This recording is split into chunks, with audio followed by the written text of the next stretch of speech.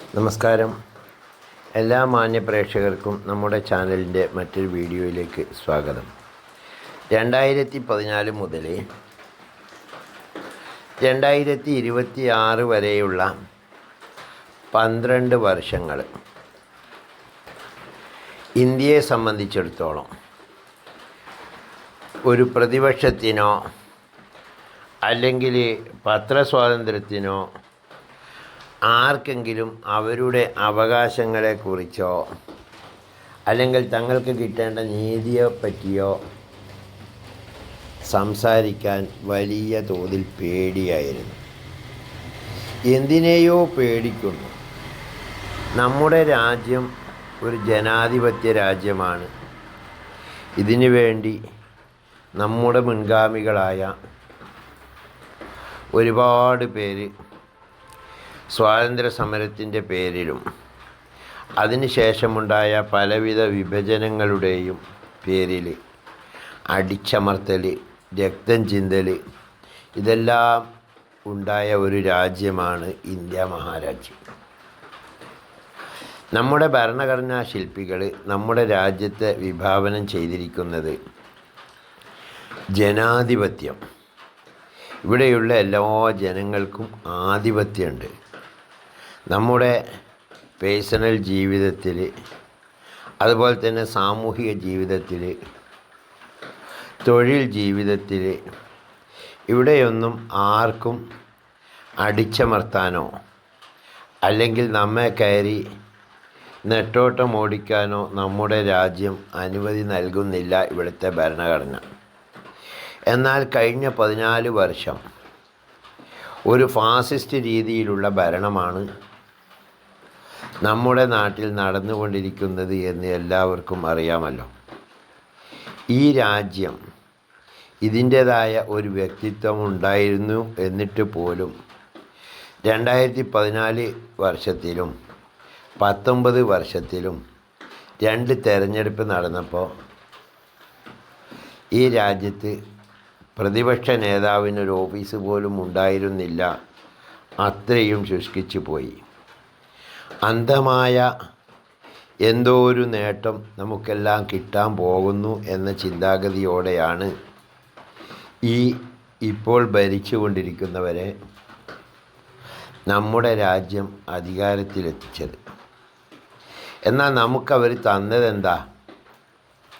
തന്നതെന്ന് വെച്ച് കഴിഞ്ഞാൽ നമുക്കറിയാം, നോട്ട് നിരോധനം, അതുപോലെ GST പരിഷ്കാരങ്ങൾ, 152 തവണ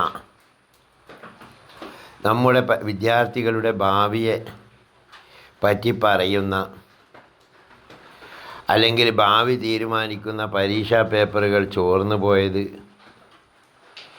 അതുപോലെ ഭരണഘടനാ സ്ഥാപനങ്ങളിൽ ഭേദഗതി വരുത്തി അവർക്ക് വേണ്ടപ്പെട്ടവരെ തിരികെ കയറ്റിയത്, അങ്ങനെ പട്ടിക നീളുന്നു.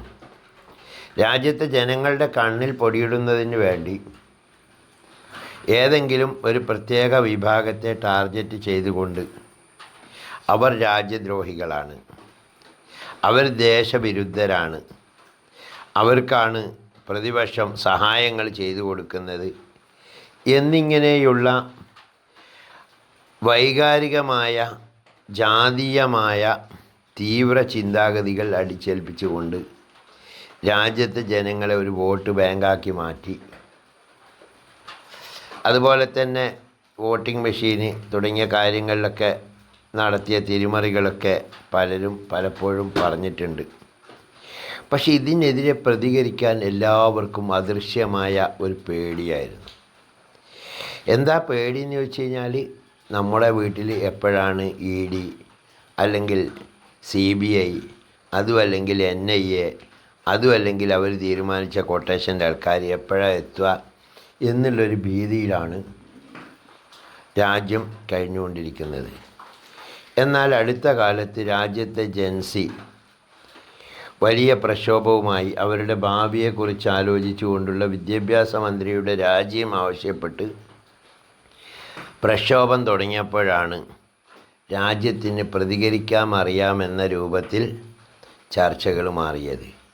ഇവിടെയുള്ള പത്രങ്ങളും മീഡിയകളുമെല്ലാം തന്നെ നമുക്ക് വാർത്തകൾ തന്നുകൊണ്ടിരുന്നത് ഈ സർക്കാർ എന്തോ ഒരു സംഭവമാണ്, അവർ നമുക്ക് എന്തൊക്കെയോ നല്ലത് ചെയ്യുന്നു എന്നൊക്കെയാണ് പറഞ്ഞുകൊണ്ടിരുന്നത്. നമ്മുടെ അക്കൗണ്ടിലുള്ള അല്ലെങ്കിൽ നമ്മുടെ പോക്കറ്റിലുള്ള പണം ഊറ്റിയെടുക്കുക എന്നതിലുപരി എന്താണ് ഇവർ ചെയ്തത് എന്ന് ചോദിച്ചാൽ ഒന്നും പറയാനില്ല. നോട്ട് നിരോധനം നമുക്കറിയാം. 50 ദിവസം കൊണ്ട് രാജ്യത്തെ കള്ളപ്പണം തേച്ചു എടുത്തിട്ട് 15 ലക്ഷം വീതം നമ്മുടെ അക്കൗണ്ടിലേക്ക് തരും. അതിന് പറ്റിയില്ലെങ്കിൽ എന്നെ വെടിവെച്ചോളൂ, അല്ലെങ്കിൽ ഞാൻ ആത്മഹത്യ ചെയ്യാമെന്നൊക്കെ പറഞ്ഞ് പ്രധാനമന്ത്രി ഉണ്ടായിരുന്നു. അയാൾ ആരും വെടിവെച്ചിട്ടൊന്നുമില്ല. കാരണം ഇന്ത്യയിലെ ജനങ്ങൾക്ക് അയാളെക്കാളും വിവരമുണ്ട്. അതുകൊണ്ട് ആരും വെടിവെക്കാനോ കേസ് കൊടുങ്ങാനൊന്നും പോയിട്ടില്ല. അതുപോലെ തന്നെ അയാളോട്ട് ആത്മഹത്യ ചെയ്യുകയില്ല. കാരണം 1000 വർഷം ജീവിക്കണമെന്ന് ആഗ്രഹിക്കുന്ന ഒരാളാണ് ആ പ്രധാനമന്ത്രി എന്നത് നമുക്കറിയാം. ഈ ഒരു പശ്ചാത്തലത്തിലാണ് ഭീതിയുടെ റിപ്പബ്ലിക് എന്ന പേരിലുള്ള ഈ പുസ്തകം ഡൽഹിയിൽ സമരം നടത്തിക്കൊണ്ടിരിക്കുന്ന യുവാക്കൾക്ക് അഭിവാദ്യം അർപ്പിച്ചുകൊണ്ട് എഴുതിയ പുസ്തകം റിലീസ് ചെയ്യുന്നത്. കോപ്പി സൗജന്യമാണ് PDF-ൽ. ആവശ്യമുള്ളവർ വാട്സാപ്പ് വഴി മെസ്സേജ് അയച്ചാൽ അവർക്കത് സൗജന്യമായിട്ട് അയച്ചു കൊടുക്കും. നന്ദി, നമസ്കാരം.